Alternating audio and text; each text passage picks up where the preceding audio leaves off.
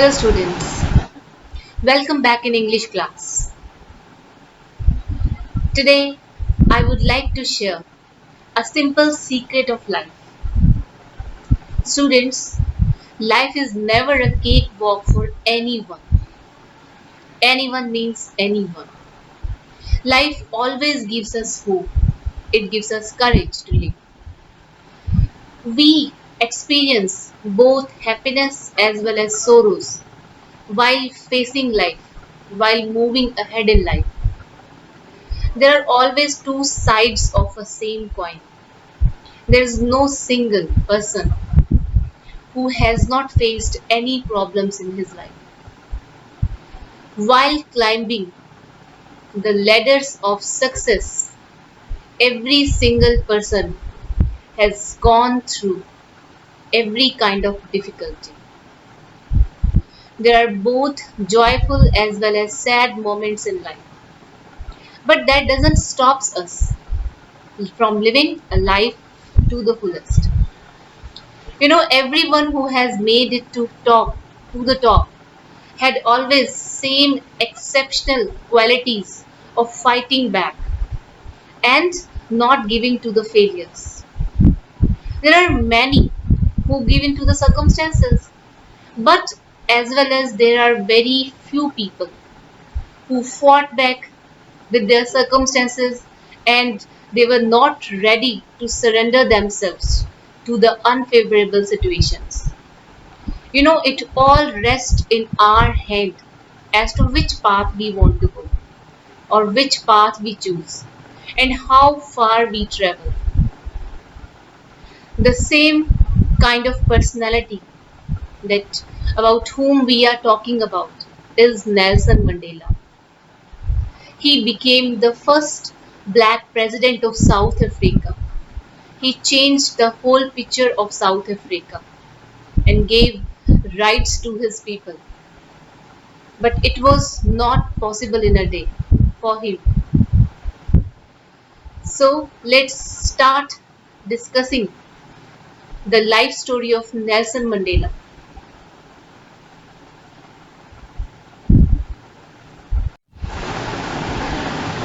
Let's start today's reading. In life, every man has twin obligations. Obligation to his family, to his parents, to his wife and children. And he has an obligation to his people, his community, his country. In a civil and humane society, each man is able to fulfill those obligations according to his own inclination as per his own ability. But in a country like South Africa, it was almost impossible for a man of my birth and color to fulfill both of these obligations. In South Africa, a man of color who attempted to live as a human being was punished and isolated. First of all, let's talk about what exactly is twin obligations. Twin obligation means two obligations. Nelson Mandela believes that every man has two types of obligations. One has obligation towards family and towards one's nation. In a country where one race oppresses the other, these obligations cannot be easily fulfilled. Mandela realized this when he became an adult. Before that, he was not aware about the real situations. It increased his desire for freedom when he comes to know the reality of South Africa, when he was mature enough to understand his surrounding. Then his desire for freedom was enhanced. He started thinking about freedom in terms of a group of people or as a race. It made him bold. At this time, he joined the African National Congress, This was the reason, this was the hunger for freedom that why he joined the ANC. He said, in South Africa, a man of my color who attempted to live as a human being was punished and isolated.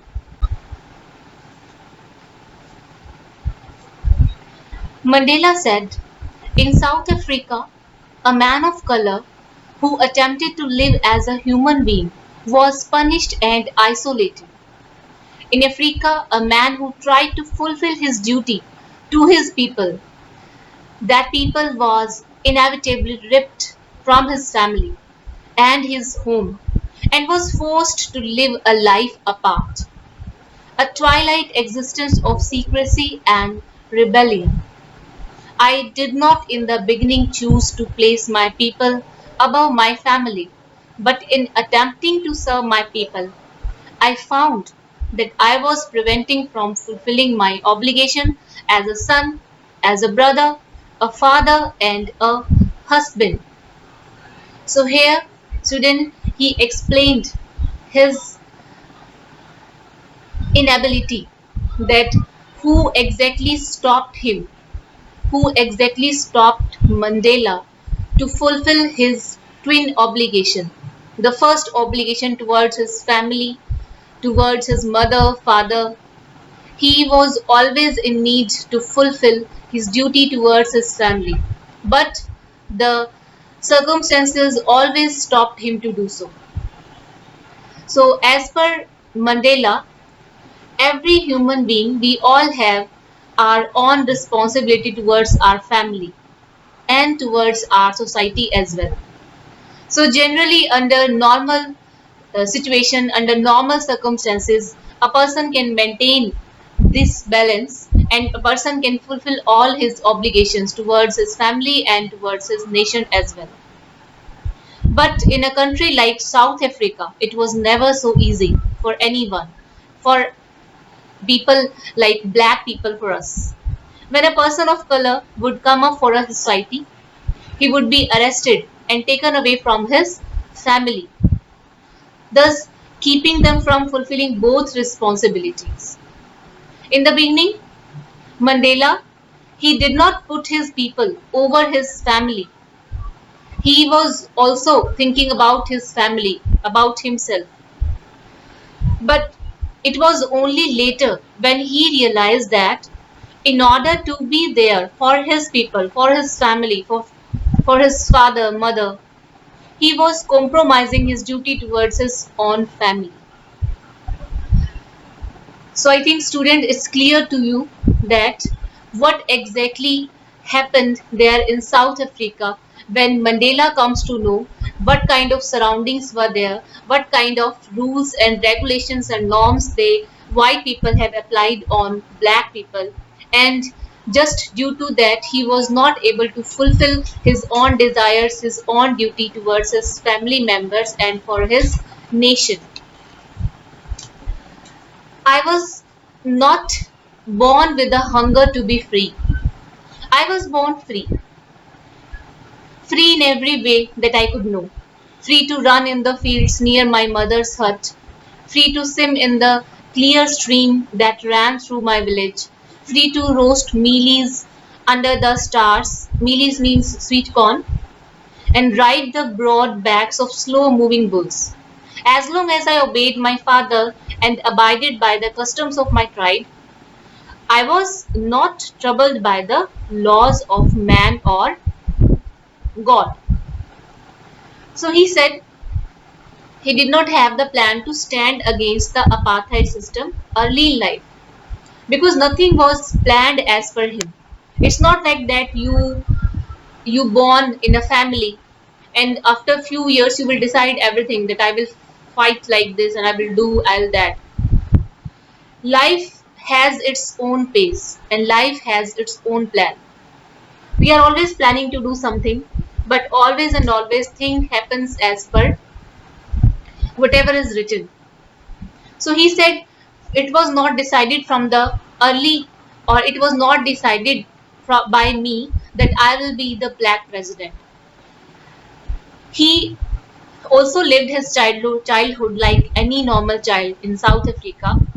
He also had to follow the rules set up by his father or the custom of his tribe. As soon as he grew up, he began to learn slowly the facts as to how people of color are treated, people of color like black people. He had this urge for freedom from inside earlier just for himself.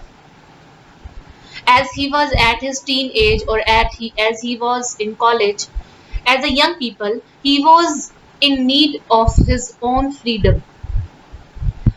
He was yearning for his own freedom. Just like example he has given, just the meaning of freedom for him, it was just only free to swim in a clear stream, just to run through my village, or to roast mealies under the stars. So this was just the meaning of freedom for him. And then what happened? As soon as he grew, he learned all the realities. He had this urge for freedom from inside, and later for having a basic life, not just for himself but for everyone. And then when he became mature, when he became a man, then then he was yearning to live a reputed life. And that time also he was not having any kind of plan exactly. In Johannesburg, they had to struggle for having a peaceful marriage, family, and basic amenities, which everyone has access to, where law and order exist. So he said, it was only when I began to learn that my boyhood freedom was an illusion. So earlier he was not aware about the reality, and then something went, he became mature, slow by slow, time passed, years went, and then the time came that appears, then he comes to know that whatever I was thinking, it's just an illusion. Illusion, just like that appears to be real but is not. The situation that seems real to you, but it's exactly what is the reality? Reality is just opposite to it. So he said everything was an illusion.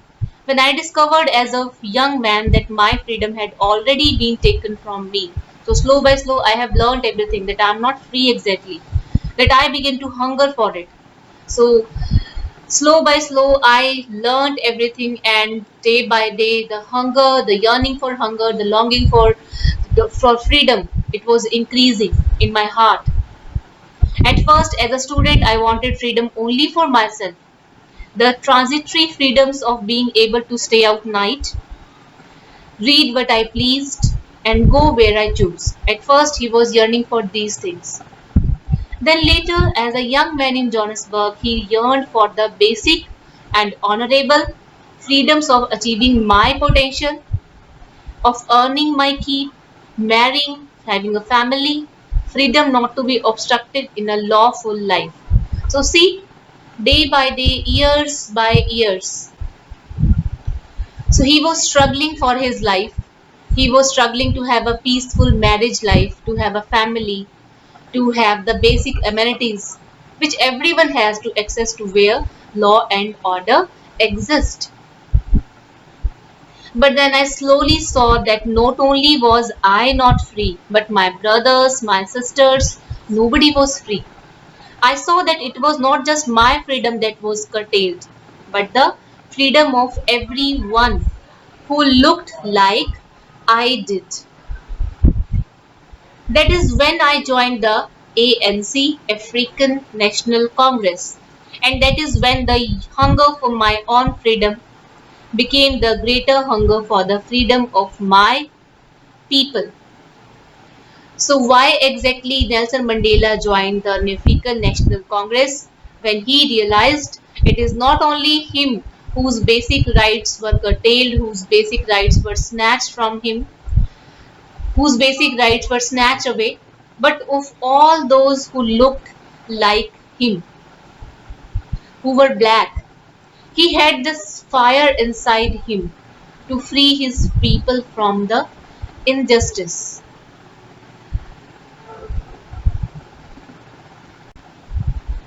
So Mandela said, it was this desire for the freedom of my people to live their lives with dignity and self respect that animated my life. So he said it was this desire for the freedom. His heart was desiring, his heart was yearning, longing for the freedom.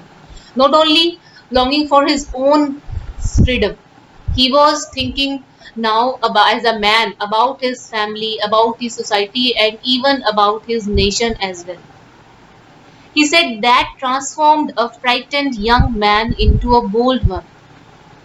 So I was not brave from birth. I was not Nelson Mandela, renowned legendary personality Nelson Mandela from my birth. My circumstances, my surrounding, my situations, they changed me. And that drove a law abiding attorney to become a criminal. That turned a family loving husband into a man without a home. That forced a life loving man to live like a monk. So, what is the meaning of all this? So, the meaning of all these things, he want to clarify this thing that when he started fighting for his country, he left his home, he left a life, he started living a life like a monk, because you cannot you cannot taste everything in life. You have to live one phase of the life to go to the another phase of the life. He he lived he left his so he evacuated, he abandoned his own house, family members, and he gave his whole life, he dedicated his whole life for his country to achieve the success. He said, I'm no more virtuous or self sacrificing than the next man. But I found that I could not even enjoy the poor and limited freedoms I was allowed when I knew my people were not free. Freedom is indivisible. The chains on any one of my people were the chains on all of them. The chains on all of my people were the chains on me. I knew that the oppressor must be liberated just as surely as the oppressed. A man who takes away another man's freedom is a prisoner of hatred. He is locked behind the bars of prejudice and narrow mindedness. I am not truly free if I am taking away someone else's freedom. Just as surely as I am not free when my freedom is taken from me. The oppressed and the oppressor alike are robbed of their humanity. So he explained that it was the fire that changed me from inside. It was just fire of hunger. It was just fire of freedom, the hunger of freedom. I was a family man earlier.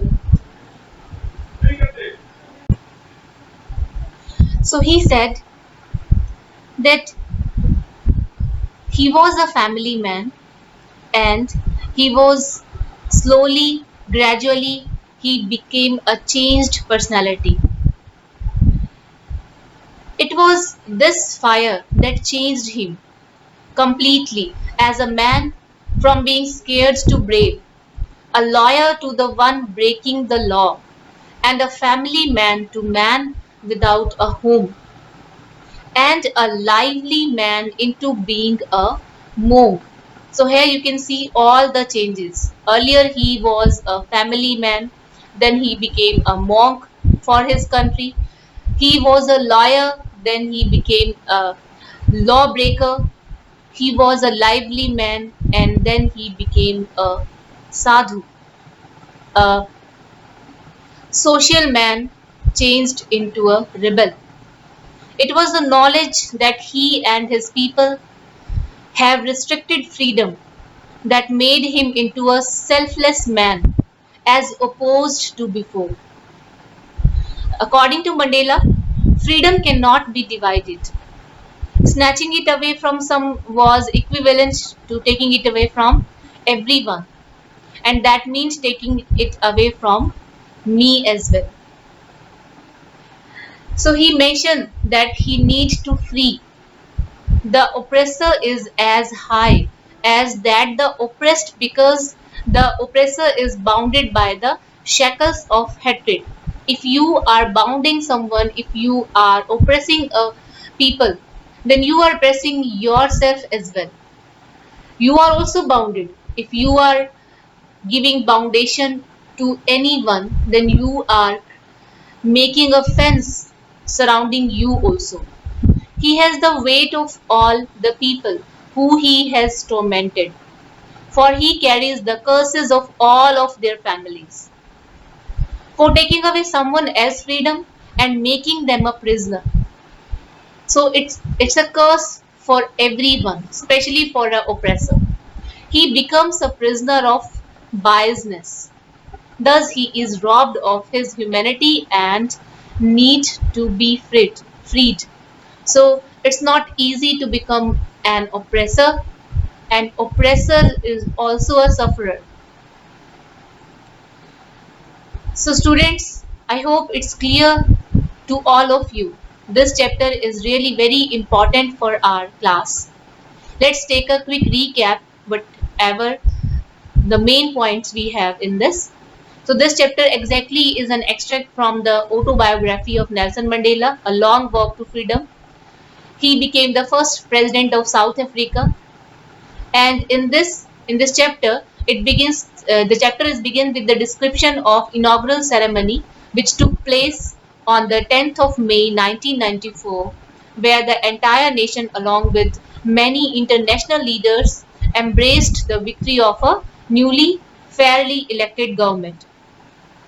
In this chapter, it involves speeches by the president and the two deputy presidents, followed by an impressive air show of fighter jets, helicopters.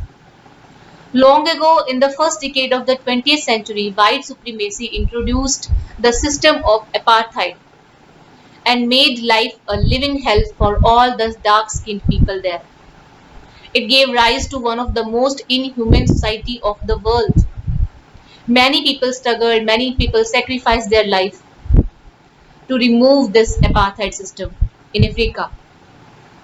The author expressed his desire to thank all those freedom fighters who lost their lives. He referred to the citizens as the greatest asset of the country later in his speech. It is this it is these people he gathered his courage from. Mandela also believes that courageous is not the man who fearless, but the man who has overcome the fear. He also mentioned two kind of responsibility, twin obligation. He had talked about here. Every human has twin obligation. Then he also explained that he became a man of people when he realized that the idea of freedom was an illusion for him and people like him. It was then he joined the ANC, African National Congress Party, and he fought for his country till he became the first black president. According to him, oppressor is as much prisoner as the oppressed. If you are oppressing someone, you are also a prisoner. And he said, as soon as the former robs the oppressed of their freedom, he himself gets robbed of his humanity. Thus, the oppressor too is not free. You are oppressing someone, uh, you are also behind the bars of your hatred. You are also behind the bars of your fear. So I hope everything is clear to you. After watching the videos again, if any point is exactly not, if you have not clear, if you have any kind of doubts, then please revise again the chapter and solve all the question answers related to the chapter. So students, take care of yourself. If necessary, then go out, otherwise stay at home. Take care. Thank you.